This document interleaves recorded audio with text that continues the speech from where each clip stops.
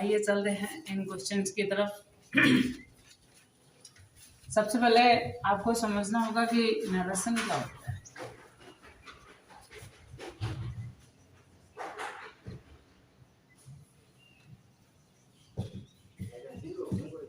Narration normally बोला जा सकता है कथन। नरेशन का अर्थ होता है कथन, अर्थात हम समझते हैं कि जो भी कथन वक्ता द्वारा जो कहा गया या जो अन्य व्यक्ति के द्वारा सुना गया, किसी दूसरे व्यक्ति को बोला गया, ये सब कथन है। क्या है? कथन है। मतलब कि मुंह से जो भी हम सेंटेंस बोलते हैं, अर्थात जो कही हुई बात को जिन शब्दों में व्यक्त करके एक वाक्य बनाया जाता है, उसी को हम कथन बोलते हैं। और कथन क्या है? तो कथन नरेशन है। कथन क्या है? तो कथन नरेशन है दोस्तों। तो कथन नॉर्मली हम समझ सकते हैं कि नरेशन को कथन कहते हैं। अब ये दो टाइप का होता है, इसके मुख्यतः दो भाग होते हैं। एक होता है डायरेक्ट स्पीच एंड एक होता है इनडायरेक्ट स्पीच। तो दोस्तों हमें समझना होगा कि डायरेक्ट स्पीच क्या है और इनडायरेक्ट स्पीच क्या है। मतलब डायरेक्ट स्पीच किसे कहते हैं, इनडायरेक्ट स्पीच किसे कहते हैं। तो दोस्तों यूँ समझ लो कि एक व्यक्ति पर्टिकुलर है, उसने किसी तीसरे व्यक्ति के बारे में किसी दूसरे व्यक्ति से बात कही है। इस व्यक्ति ने इससे कुछ कहा है और वो भी इसके बारे में कहा है।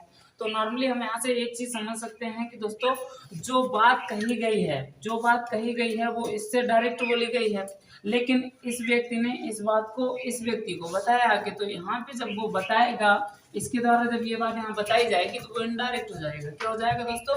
इनडायरेक्ट हो जाएगा। तो यहाँ से नॉर्मली हम समझ सकते हैं कि जो डायरेक्ट बात होती है उसको डायरेक्ट स्पीच, और जो इनडायरेक्ट बात होती है जाके उसको इनडायरेक्ट स्पीच बोला जाता है। तो नॉर्मली ये दोस्तों डायरेक्ट एंड इनडायरेक्ट का शाब्दिक अर्थ हुआ। अब हम समझ सकते हैं कि डायरेक्ट स्पीच क्या है, इनडायरेक्ट स्पीच क्या है। तो नॉर्मली बोला जाता है कि डायरेक्ट स्पीच वक्ता द्वारा कही हुई बात को ज्यों का त्यों लिखना। वक्ता द्वारा कही हुई बात को ज्यों का त्यों लिखना ही डायरेक्ट स्पीच है दोस्तों। और इनडायरेक्ट स्पीच के बारे में अगर हमसे पूछा जाए तो हम कह सकते हैं कि वक्ता द्वारा कही हुई बात को अपने शब्दों में लिखना ही इनडायरेक्ट स्पीच है दोस्तों। लाइक जैसे मैंने इनके एग्जांपल्स दे सकता हूँ मैं एक एक। जैसे बोला Ram said comma inverted comma I am going to Delhi।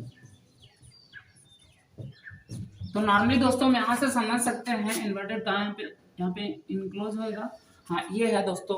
तो यहाँ पे अगर बात की गई है तो देखो राम सेड, राम ने कहा I am going to Delhi, मैं दिल्ली जा रहा हूँ।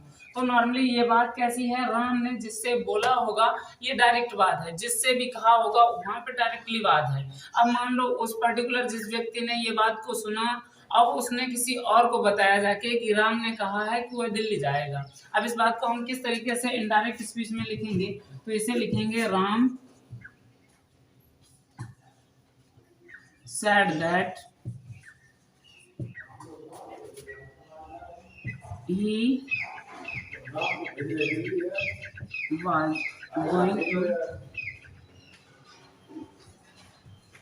Delhi। तो देखो दोस्तों यहाँ पे अगर देखा जाए तो यहाँ पे किस तरीके का सेंटेंस बन जाएगा। यहाँ पे बोला गया Ram said I am going to Delhi, लेकिन यहाँ पे किस तरीके से हो गया, Ram said that he was going to Delhi, he was going to Delhi। अब देखो यहाँ पे दोस्तों टेंस भी परिवर्तित हो गया, बिकॉज जब बात कही गई थी तो प्रेजेंट था, जब बात कही गई थी तो प्रेजेंट था, बट इस बात को जब किसी दूसरे व्यक्ति ने तीसरे व्यक्ति को बताया तो ये बात प्रेजेंट में न रह के पास्ट में हो गई। किस में हो गई दोस्तों? पास्ट में हो गई। तो यहाँ से हम नॉर्मली समझ सकते हैं कि यहाँ पे दोस्तों जो बात है वो पास्ट में हो गई। तो हम इस तरीके से इसको दिखाएंगे कि राम ने कहा था कि वह दिल्ली जा रहा था, वह दिल्ली जा रहा था। तो मतलब कि इस तरीके से हम समझ सकते हैं दोस्तों। हेलो,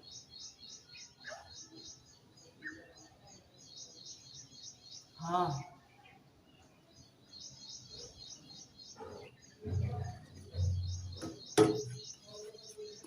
तो दोस्तों ये हो गया डायरेक्ट एंड ये हो गया डायरेक्ट स्पीच और ये हो गया इनडायरेक्ट स्पीच। तो हम नॉर्मली ऐसे समझ सकते हैं कि डायरेक्ट स्पीच क्या होता है, इनडायरेक्ट स्पीच क्या होता है।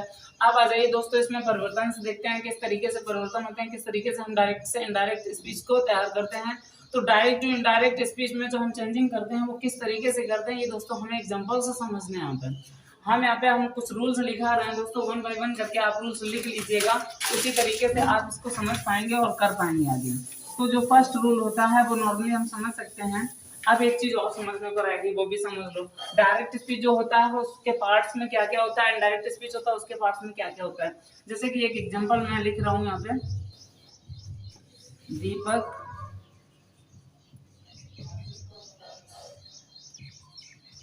said to his father,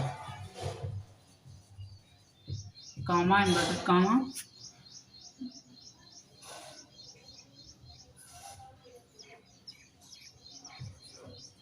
you are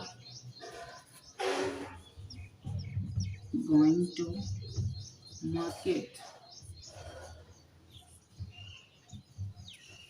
अब ये सेंटेंस देख लिया। अब इसमें हम पार्ट्स अगर समझें तो हमसे यूं कहा जाए कि डायरेक्ट इनडायरेक्ट मतलब ये डायरेक्ट स्पीच है, नॉर्मली समझा जाती है डायरेक्ट स्पीच है। तो इस डायरेक्ट स्पीच में कौन कौन से पार्ट्स हैं उन पार्ट्स को समझना है। तो दोस्तों यहाँ पे जो कॉमा इनवर्टेड कॉमा दिया गया है, यहाँ से लेके मतलब कि इन्वर्टेड कॉमा के इनक्लोज में जो भी पूरा सेंटेंस या जो भी बात कही जाएगी वो सारा का सारा रिपोर्टेड स्पीच होगा दोस्तों। क्या बोल सकते हैं इसको, रिपोर्टेड स्पीच। दोस्तों याद रखना इसको रिपोर्टेड स्पीच बोला जाता है। क्या बोला जाता है, रिपोर्टेड स्पीच। मतलब कॉमा इनवर्टेड कॉमा के अंदर जो भी दी जाती है ना, जो भी कथन कहा जाता है वो रिपोर्टेड स्पीच कहलाता है। और कॉमा के बाहर का पूरा जो भी बात कही जाएगी वो रिपोर्टिंग स्पीच होता है, रिपोर्टिंग स्पीच। यहाँ से हम समझ सकते हैं ये रिपोर्टिंग स्पीच है और ये रिपोर्टेड स्पीच है। रिपोर्टिंग स्पीच में भी एक सब्जेक्ट होता है और एक वर्ब होती है और एक ऑब्जेक्ट होता है। इसी तरीके से इधर का सेंटेंस जो होता है वो आप समझ सकते हैं।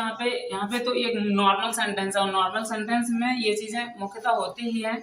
एक सब्जेक्ट होगा, तो ये सब्जेक्ट हो गया, ये वर्ब हो गया, हेल्पिंग वर्ब बोल सकते हैं, या फिर यहाँ से लेके यहाँ तक ये वर्ब का पार्ट हो गया जिसमें helping verb plus non verbs होती हैं। और इधर का जो भी होता है वो ऑब्जेक्ट और प्लस उसके साथ में कॉम्प्लीमेंट अर्थात अदर वर्ड्स से जुड़े होते हैं। तो यहाँ से हम समझ सकते हैं कि जो डायरेक्ट स्पीच होता है उसके टोटल पार्ट्स कितने होते हैं। तो डायरेक्ट स्पीच के नॉर्मली 2 पार्ट होता है, एक होता है रिपोर्टिंग स्पीच और एक होता है रिपोर्टेड स्पीच। रिपोर्टिंग स्पीच में देखा जाए तो फर्स्ट जो करता होता है उसको सब्जेक्ट भी बोलते हैं और इसी को बोलते हैं स्पीकर। क्या बोलते हैं दोस्तों, इसी को स्पीकर बोला जाता है। आपने समझा होगा, मैंने स्टार्टिंग में कहा था कि वक्ता द्वारा कही हुई बात को ज्यों का त्यों लिखना। तो जो वक्ता है वक्ता को स्पीकर बोलते हैं दोस्तों। तो यहाँ पर हम समझ सकते हैं जो दीपक है वही वक्ता है, वही क्या है, स्पीकर है। तो ये दोस्तों हो गया नॉर्मल बेसिक नॉलेज डायरेक्ट के बारे में और इनडायरेक्ट के बारे में। अब हमें समझना पड़ेगा कि डायरेक्ट स्पीच से इनडायरेक्ट स्पीच में चेंज कैसे किया जाता है। तो दोस्तों हम समझते हैं।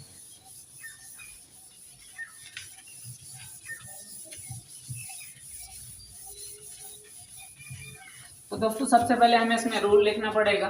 Rule number 1, changing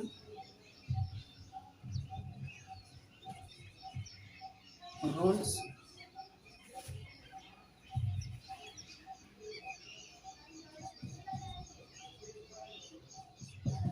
direct into indirect.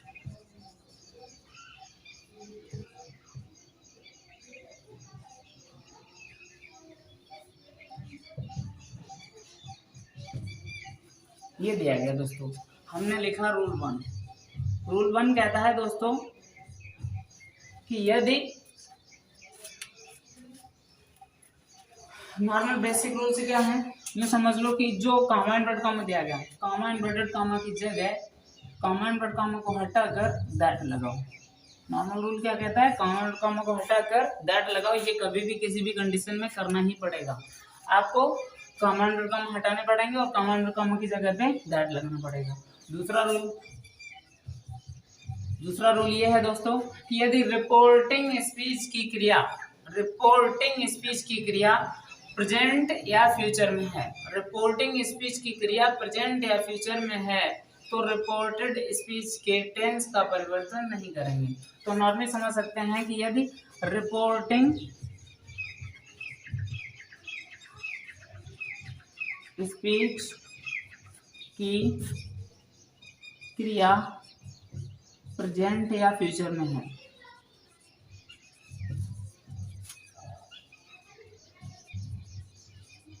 तो रिपोर्टेड स्पीच की क्रिया का टेंस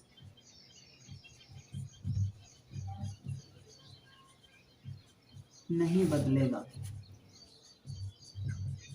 ये बेसिक और मोस्ट इम्पोर्टेंट रूल है दोस्तों, ये बहुत ज्यादा यूज में आता है। क्या बोला गया? रिपोर्टिंग स्पीच की क्रिया मतलब रिपोर्टिंग स्पीच की क्रिया प्रेजेंट या फ्यूचर में है। रिपोर्टिंग स्पीच की क्रिया प्रेजेंट या फ्यूचर में है तो रिपोर्टेड स्पीच की क्रिया का टेंस नहीं बदलेगा। इसका दोस्तों हम एक एग्जांपल देके आपको समझाते हैं कि ये किस तरीके से होता है और किस तरीके से हम इसको करते हैं। लाइक जैसे सेंटेंस अभी हमने दोस्तों पढ़ा था, उसमें काफी चीजें चेंज हो गई। मैंने आपको बताया था कि जैसे I am going to Delhi ऐसा सेंटेंस था रिपोर्टेड स्पीच का, तो उसका हो गया था he was going to Delhi. तो आपने देखा था कि I am going to Delhi ये प्रेजेंट कंटिन्यूअस में था, और जब हो गया he was going to Delhi इसका मतलब ये हो गया था पास्ट कंटिन्यूअस में। तो यहाँ पे प्रेजेंट कंटिन्यूअस से पास्ट कंटिन्यूअस में चेंजिंग हुआ था। यहाँ पे दोस्तों क्या है कि यहाँ पे बोला गया रिपोर्टिंग स्पीच की क्रिया जब प्रेजेंट या फ्यूचर में होगी तो यही टेंस नहीं बदलेगा। लाइक जैसे सेंटेंस मैंने बोला teacher says,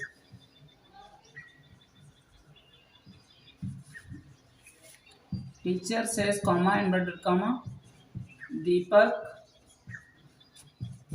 is a good boy. तो अब यहाँ से हम दोस्तों समझ सकते हैं कि यहाँ पे सेंटेंस का अर्थ क्या है कि टीचर कहते हैं कि दीपक अच्छा लड़का है, दीपक अच्छा लड़का है। तो यहाँ पे दोस्तों अगर हम समझें तो यहाँ पे बोला गया है कि टीचर सेज, टीचर कहता है। ये सेंटेंस दोस्तों प्रेजेंट इंडेफिनिट का है। ये सेज जो लगा हुआ है प्रेजेंट की क्रिया होगी क्योंकि इसमें ऐसे ईएस दिया गया है। एक वचन कर्ता के साथ मुख्य क्रिया की फर्स्ट फॉर्म में ऐसे ईएस लगाई जाती है प्रेजेंट इंडेफिनिट में। तो यहाँ पे सेज दिया गया, इसका मतलब हम दोस्तों यहाँ से समझ गए कि ये प्रेजेंट टेंस में है। तो हमने जो सेंटेंस का रूल पढ़ा है वो बताया गया कि रिपोर्टिंग स्पीच की क्रिया अगर प्रेजेंट या फ्यूचर में है तो रिपोर्टेड स्पीच की क्रिया का टेंस नहीं बदलेगा। तो नॉर्मली यहाँ से हम कह सकते हैं कि जो रिपोर्टेड स्पीच की क्रिया का टेंस है ये पास्ट में ले सकते हैं आप, तो इसको हम प्रेजेंट में ले सकते हैं, तो इसको हम पास्ट में नहीं लेके जाएंगे। तो नॉर्मली यहाँ से जो सेंटेंस बनेगा वो आ जाएगा टीचर सेज दैट, दीपक का दीपक ही रहेगा, वो तो चेंज नहीं होना, दीपक और इज अ गुड बॉय। तो नॉर्मली हम यहाँ से समझ गया दोस्तों यहाँ पे क्या हुआ, हमारे टेंस में कोई भी परिवर्तन नहीं हुआ। बिकॉज हमने रूल पढ़ा था कि जब क्रिया का टेंस वो रिपोर्टिंग वर्ब की क्रिया का टेंस प्रेजेंट या फ्यूचर में होगा तो दोस्तों रिपोर्टेड स्पीच में कोई भी परिवर्तन नहीं होगा। यहाँ से हमने ये चीज पढ़ ली थी, तो यहाँ से हम समझ सकते हैं कि दोस्तों ऐसा होगा। इसी के जस्ट अगले रूल पे चलते हैं दोस्तों। अगला रूल जो दिया गया है, अगला थर्ड रूल, इसी तरह से दोस्तों जैसे प्रेजेंट में हुआ ऐसे ही फ्यूचर में भी होगा। तो नॉर्मली आपको समझना है, हर एक एग्जांपल देके समझाना इम्पॉसिबल है क्योंकि छोटा सा वीडियो बनता है तो इतनी बड़ी चीजें नहीं बता सकते हैं। थर्ड रूल कहता है, थर्ड रूल में हम समझ सकते हैं कि यूनिवर्सल ट्रुथ हो या हैबिचुअल एक्शन हो, यूनिवर्सल ट्रुथ हो या हैबिचुअल एक्शन हो, इनमें क्रिया का टेंस नहीं बदलता है। इसमें सेंटेंस बिल्कुल वैसा ही रहता है जैसा होता है। तो यहाँ से नॉर्मली समझ सकते हैं क्या बोला मैंने, यदि यूनिवर्सल ट्रुथ दिया जाए या हैबिचुअल एक्शन दी जाए, यूनिवर्सल ट्रुथ दिया जाए या हैबिचुअल एक्शन दे दी जाए, इसमें कोई परिवर्तन नहीं होता है। तो नॉर्मली हम समझ सकते हैं कि जब सदा सत्य रहने वाली बातें दी जाएं या फिर हैबिचुअल एक्शन दे दी जाए।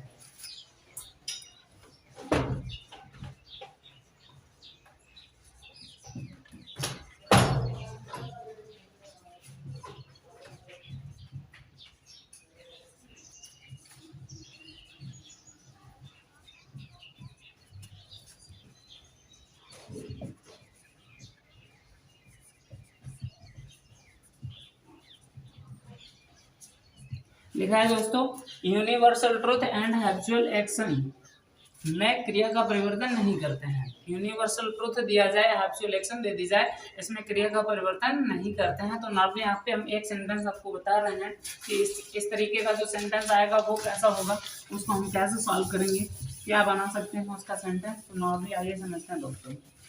जैसे बताया गया है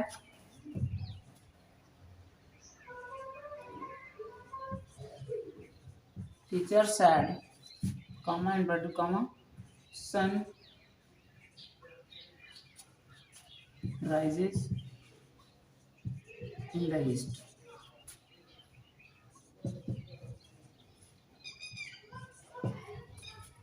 The sun rises in the east. Normally हम ऐसा समझ सकते हैं दोस्तों, बताया गया है कि टीचर ने कहा था the sun rises in the east, मतलब सूर्य पूर्व में निकलता है, सूर्य पूर्व में निकलता है। अब यहाँ पे अगर देखा जाए दोस्तों तो यूं बोला गया है कि सूर्य पूर्व में निकलता है, तो ये यूनिवर्सल ट्रूथ है दोस्तों, ये ना कभी बदला था, ना कभी बदला है, ना कभी बदलेगा। तो नॉर्मली हम ऐसा समझ सकते हैं कि यूनिवर्सल ट्रूथ है, जो सदा सत्य रहने वाली बातें हैं, इनको हम किसी भी प्रकार से बदलाव नहीं कर सकते हैं। तो इसमें चाहे भले ही हमारी जो क्रिया है वो पास्ट में है, लेकिन हम रिपोर्टेड स्पीच में कोई परिवर्तन नहीं करेंगे, बिकॉज हमारा रूल क्या कहता है कि जब यूनिवर्सल ट्रूथ या एब्सोल्यूट एक्शंस दी जाए तो उसमें कोई परिवर्तन नहीं होता है। तो नॉर्मली ऐसे हम समझ सकते हैं जो दोस्तों, इसका जो सेंटेंस बनेगा वो हो जाएगा टीचर said that, और इधर का सेंटेंस पूरा का पूरा दोस्तों ऐसे ही जाएगा the sun rises in the east, तो यहाँ से हम दोस्तों समझ गए कि जब हमें यूनिवर्सल ट्रूथ दिया जाए तो हम कोई परिवर्तन नहीं करेंगे। इसमें आगे चीज एक और चीज लिखी थी, हैप्चुअल एक्शन दी जाए तब भी हम नहीं करेंगे। तो हैप्चुअल एक्शन में हम समझ सकते हैं, जैसे बोला जाए यूँ बोल दिया जाता है कि कुत्ते भौंका करते हैं, तो नॉर्मली ये उनकी हैबिट से रिलेटेड सवाल है। ये अगर देखा जाए तो कुत्ते भौंका करते हैं तो भौंकते थे, भौंकते हैं, भौंकते रहेंगे, क्योंकि उनकी ये हैप्चुअल एक्शन है, इसमें कोई परिवर्तन होने वाला नहीं है। तो नॉर्मली बोला जाए कि कुत्ते भौंका करते हैं तो ये उनकी हैप्चुअल एक्शन है, इसमें कोई परिवर्तन नहीं होगा। तो इस टाइप का अगर कोई सेंटेंस आता है तो आप समझ सकते हैं कि इन सेंटेंसेस में कोई परिवर्तन नहीं होता है। दोस्तों हम इतना ही बताना चाहेंगे, इसके आगे कल के वीडियो में आपको सारे सेंटेंस परिवर्तन बताए जाएंगे कि प्रेजेंट में दिया जाए टेंस तो उसको हम किस में ले जाएंगे, पास्ट में दिया जाए तो किस में ले जाएंगे। तो ये सारे के सारे हम कल परिवर्तन बताएंगे। इसके अगले क्लासेस में आपको इम्परेटिव और एक्सक्लेमेटरी सेंटेंस बताए जाएंगे। तो ये सारे के सारे आपको लगातार मिलेंगी क्लासेस, तो आप जुड़े रहिएगा हमारे